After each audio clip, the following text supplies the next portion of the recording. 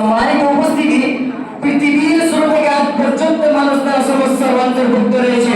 বর্তমান যুগে মানব বিভিন্ন সমস্যায় জর্জরিত, কেউ অর্থনৈতিক সমস্যায়, কেউ আবার পারিবারিক সমস্যায়, আবার কেউ রাজনৈতিক সমস্যায়, আবার কেউ মানসিক সমস্যায়। কারণ মানুষ সামাজিক জীবের উপর নির্ভর করে পৃথিবীতে বসবাস করে। একে অন্যের সহযোগিতা ছাড়া মানুষ এক সেকেন্ডও চলতে পারে না। তাই সামাজিক পারস্পরিক সাহায্য সহযোগিতা মানুষের জন্য খুবই গুরুত্বপূর্ণ। সামাজিক কাজ বলতে মানুষের কল্যাণের জন্য কার্যকর পদক্ষেপ গ্রহণ করা। সম্মানিত উপস্থিতি, আসলে আমরা মানব মুক্তির পথ ইসলামিক দৃষ্টিকোণ কোরআন হাদিস অনুসন্ধান করি।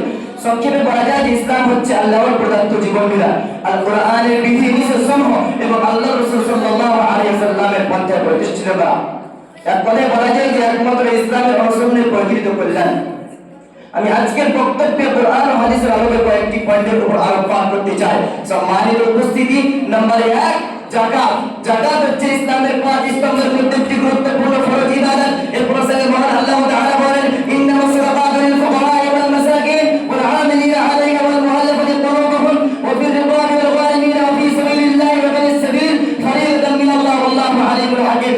অর্থাৎ যাকাত হচ্ছে কেবল ফকির মিসকিন যাকাত আদায় করে যাদের চিত্ত আকর্ষণ প্রয়োজন তাদের ভাগ এবং দাস মুক্তির জন্য এবং নির্গরিষ্ঠদের জন্য, আল্লাহর পথে জিহাদকারীদের জন্য এবং মুসাফিরদের জন্য এই আল্লাহর নির্ধারিত বিধান। আল্লাহ সর্বপ্রথম প্রকামায় পত্র আয়াত দ্বারা প্রমাণিত হয় যে যাকাত ইসলামী অর্থের এক কথায় যাকাত আল্লাহ সর্বপ্রথম প্রকামায় পত্র আয়াত দ্বারা প্রমাণিত হয় যে যাকাত হচ্ছে ইসলামী অর্থনৈতিক ব্যবস্থার একটি গুরুত্বপূর্ণ অংশ। এই যাকাত দ্বারা রাষ্ট্র সমাজ মানুষের একটি বড় অংশ উপকৃত হয়, কারণ যাকাত অপরাধমূলক কাজগুলোর প্রতিরোধ এবং নিরীহ ব্যক্তিদের নিরাপত্তা নিশ্চিত করে। এক কথায় বলা যায় যে যাকাত হচ্ছে মানব মুক্তির একটি অন্যতম হাতিয়ার। সম্মানিত উপস্থিতি, নাম্বার 2, আত্মীয়-স্বজন অভাবগ্রস্ত প্রতিবেশীদের প্রতি কর্তব্য। আত্মীয়-স্বজন অভাবগ্রস্ত প্রতিবেশীদের প্রতি যথাযথ কর্তব্য পালন করলে সমাজে শান্তিময় পরিবেশ সৃষ্টি হয় বা বিরাজ করে। আত্মীয়-স্বজন অভাবগ্রস্তদের সাহায্য করার ব্যাপারে আল্লাহ তাআলা কোরআন মাজিদের মধ্যে বলেন, ওয়া তাআওয়ানু আলাল বিররি ওয়াত তাকওয়া ওয়া লা তাআওয়ানু আলাল ইসমি ওয়াল উদওয়ান। অর্থাৎ সৎকর্মের ভিত্তিতে একে অন্যের সাহায্য করো, পাপ সীমার ব্যাপারে একে অন্যের সহায়তা করো। কারণ এই ব্যাপারে মুহাম্মদ সাল্লাল্লাহু আলাইহি ওয়াসাল্লাম বলেন, যে ব্যক্তি চায় যে তার জীবিকা ও আয়ু বৃদ্ধি পায়, সে ব্যক্তিকে আত্মীয়দের সঙ্গে ভালো আচরণ করে।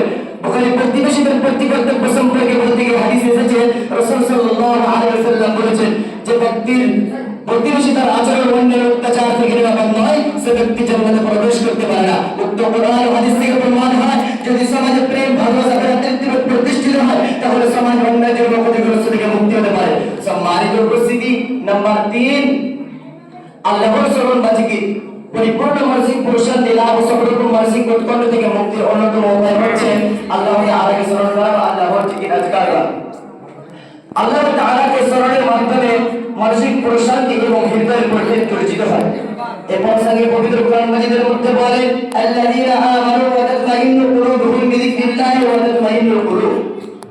অর্থাৎ যারা ঈমান আনে এবং আল্লাহর সাথে অন্তর প্রশান্তি হয়, যেটা আল্লাহর সাথে হৃদয়ের প্রশান্তি হয়। সূরা আয়াত নম্বর 8 আয়াতে বলা হয়েছে যে ব্যক্তি আল্লাহর উপর ঈমান আনে এবং আল্লাহকে বিশ্বাস করে, একমাত্র তারাই সৎপথ লাভ করে, কারণ সৎপথ মুক্তির একমাত্র পন্থা।